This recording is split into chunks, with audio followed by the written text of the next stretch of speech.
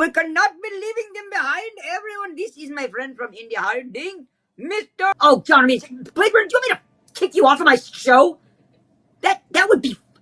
Capullo and Romita Jr. already draw enough alike, all right? We're kind of getting the same worn-out shit. Get the hell out of here with that shit.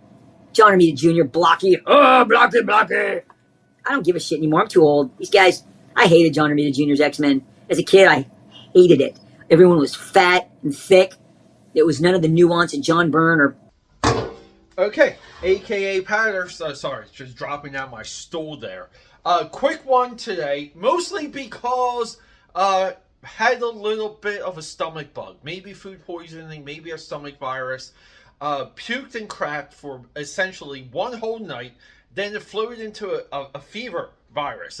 But I usually sleep through those things. You know, this is why we maintain a healthy lifestyle. So when the virus that was shut down the world comes after you, it takes you 6 to 8 hours to sleep it off. But guys, welcome to it.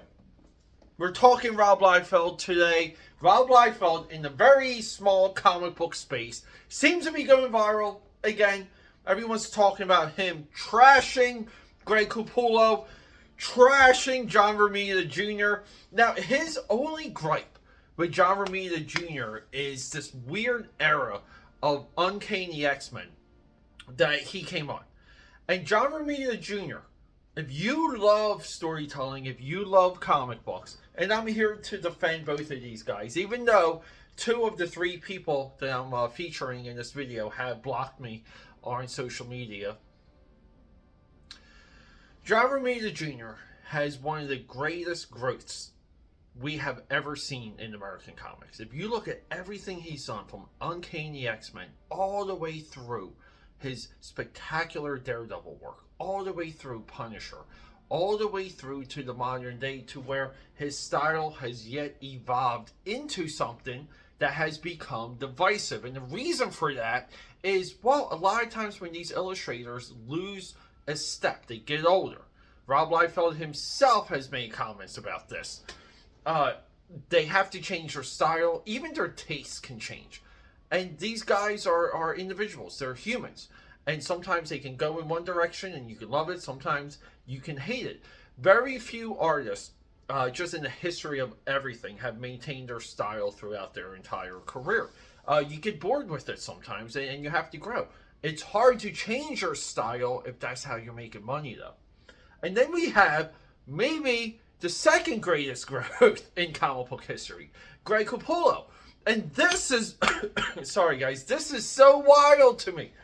You're coming hard against Capullo, who Marvel went to him because he was drawing Quasar, and Marvel goes to Greg Capullo and they go, hey, can you take over X-Force because we're losing Rob? And Greg Capullo is like, yeah, like whatever. Just give me a paycheck, you'll get your book. And that's what happens. And for roughly 2 years, Greg Capullo totally outdoes Rob Liefeld. Greg Capullo's contribution to X-Force did something that a lot of people miss. It made X-Force the new illustrator showcase. Now, previously, that was to Uncanny X-Men. And Rob does have a point with John Romita Jr. not quite fitting in to the, Neil Adams, Paul Smith, Jim Lee, John Byrne, Dave Cockrum, and the list goes on. The sore thumb in all of that is the John Romita Jr. work. It's funny, too, how Liefeld leaves out often Mark Silvestri, where if it wasn't for Mark Silvestri, we would never have gotten the Jim Lee era. We never would have gotten the adjectiveless X-Men. But with all of that, you guys know I'm a Mark Silvestri-er. Cycling back to Greg Capullo and what he did for X-Force, if we go through the first 10 years, the first 100 issues of X-Force, we see nothing but new comic book talent come into the visual part of that book. Now, some might say that's because of, Liefeld, the artist-driven book, X-Force. I say it's Greg Capullo, because Greg Capullo laid the groundwork for what later came. Someone like a Tony Daniel, someone like an Adam Polina, and the list goes on.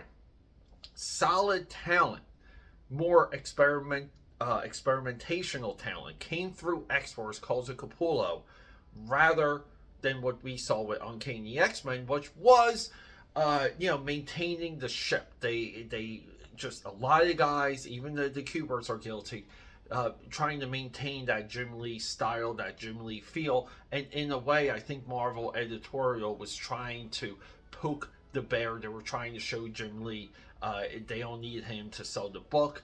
In a large way, that argument, in my view, is 100% true. So it's beyond me how Liefeld can take a position as if Greg Capullo isn't amazingly accomplished. Like, Greg Capullo himself hasn't gone through the highs and lows of the comic book industry.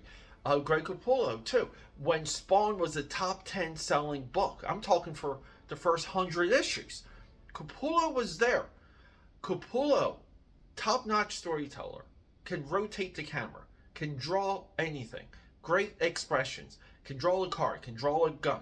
And then we have John Romita Jr., who I have, right, like there's technically John Romita Jr. has contributed to culture as well. So Rob Liefeld doesn't even have that over him, meaning kick-ass. Which, in my view, should, we need like a third movie for that anyway. But no, AKAPAD, him trying to diminish these two guys, again, it's a mask-off moment. And Rob Liefeld is reminding us who he is. And if you want to go all the way back to the Spinner Rack forum days, if you want to go all the way back to how he used to flame and argue with people on forums, and now he's trying to grow a network, an audience, potentially a new audience on YouTube, and he's using the same tricks. This is how Rob Liefeld is absolutely disingenuous. This is how he is a liar. And, and given, I love his books, I love his design work, I love his ability to work with inkers and some of the amazing coloring that he's had throughout his career. But in my view, he has become a one-issue, one-trick pony, where ever since Brigade, going back to those Kickstarter days, he does like 1 or 2 issues of something, and then he's gone, and then he'll hype you up on something else, and now currently it's Young Blood. It's a broken career.